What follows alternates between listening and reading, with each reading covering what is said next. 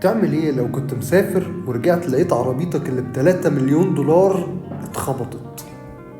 ده اللي حصل للاندو نوريس سواق مكلارين في فورمولا 1. يا عيني كان مسافر دبي يحتفل بالسنه الجديده ولا بيه ولا عليه. رجع موناكو لقى عربيته الفيراري اف 40 مخبوطه خبطه منيله ب 60 نيله. نورس كان ساب العربية لواحد صاحبه، يعني غالبا على سبيل الأمانة عشان ما تتجرحش ولا حاجة، بس واضح إن هو شاب يعني شقاوة شوية. خد العربية عومت منه، شكله طبعا مش متعود على العربيات العتائي القديمة بتاعت الرجالة. عومت منه، خبط في السور، اتخبطت الاكسدام اللي ورا الدشمل يعني، بس يعني إن شاء الله بسيطة.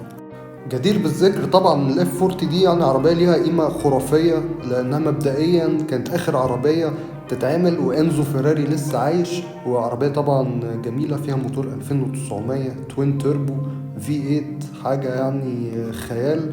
وسعر العربية دي بيوصل لأكتر من 3 مليون دولار، وهي يعني مش منتشرة قوي يعني، في حوالي 1311 نسخة تقريبا اتعملوا على مستوى العالم. فمش عارفين بقى قطع الغيار هتبقى عاملة ازاي، ولا هو هيعمل الاكسدام شغل فايبر وكده، الله اعلم. بس يعني ان شاء الله بسيطة يا نورس، وفداك يعني فداك مليون اكسدام.